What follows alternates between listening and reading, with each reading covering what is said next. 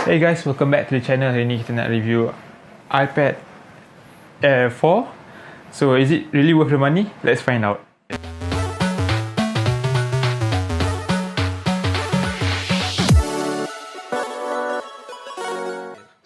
So as always, kalau korang baru kat channel ni, hi, welcome. Please like and subscribe, and let's get this on.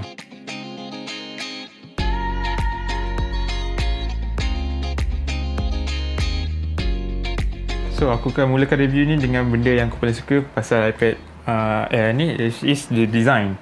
Design dia sangat-sangat handsome. So design iPad ni dah dimodernkan mengikut design iPad Pro. So bye bye big chin and front Touch ID. So Touch ID dia daripada ke depan ni dia dah pindah ke tepi. So model yang aku ada ni warna dia sky blue. To be honest, aku agak kecewa dengan warna ni sebab tengok online lawa gila.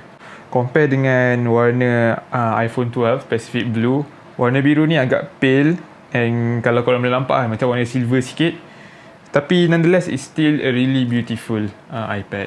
So screen iPad ni memang sharp and vibrant, tapi it's a shame tak ada promotion. So untuk average guy macam aku yang tak nak guna device ada refresh rate yang tinggi, refresh rate 60Hz is not really a big problem for me. And most people will agree on that. Dengan screen berresolution 2K, it's really nice to watch movies.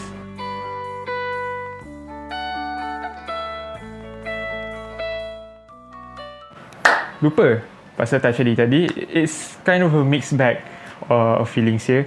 Sebab ada orang suka Touch ID rather than Face ID. Lagi-lagi musim COVID ni, bila pakai face mask, Face ID tak dapat detect muka kita. So I kinda disagree dengan benda ni sebab mostly pakai iPad Air ni kat rumah, and you should stay at home now. So sebab duduk rumah, kita tak pakai face mask.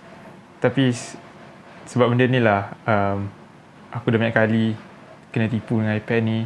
Aku tunggu Face ID tu unlock iPad, tapi aku lupa benda tak ada Face ID. Nonetheless, placement Touch ID ni is really convenient and rarely missed.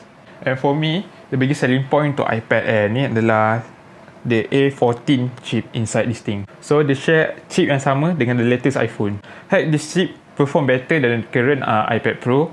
So that's how powerful this thing is. So what this means is, korang boleh pakai iPad ni dengan lama without korang rasa sistem dia macam out of date. So performance wise, any apps or games yang korang run kat iPad ni, it will be really smooth, tak ada masalah. Okay, iPad Air ni supports the new Apple Pencil. So Apple Pencil yang generation baru ni, which is the second gen, tak ada beza sangat pun dengan yang first gen. Cuma second gen Apple Pencil ni boleh melekat guna magnet kat tepi ni and charge. So korang tak adalah stuck dalam situasi yang agak pelik lah dengan Apple Pencil yang first gen dulu. Macam so iPad Air ni datang dalam two variant of storage. One is 64GB and one is 256GB. So kalau korang guna iPad ni secara lightly, nak main game sikit, maybe tengok Netflix, tick di 64GB. So iPad Air ni ada USB Type-C. So this is really convenient. Korang boleh cocok pendrive untuk ambil apa-apa data yang korang perlukan. But really, kalau ada benda ni, kenapa korang nak storage besar? Benda boleh gambar pun ambil guna phone.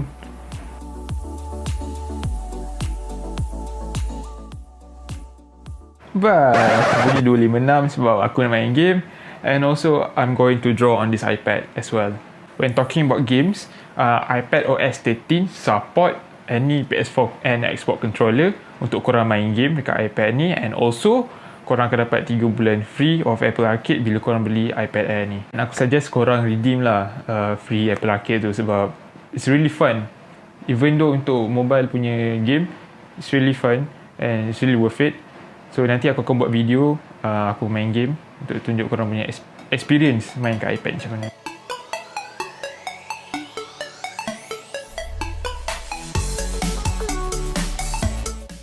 And one more thing, Apple bagi 1 year free subscription untuk Apple TV. Kalau korang tak tahu Apple TV tu apa, basically macam Netflix. And aku rasa patut korang redeem lah. 1 year kot, rugi je.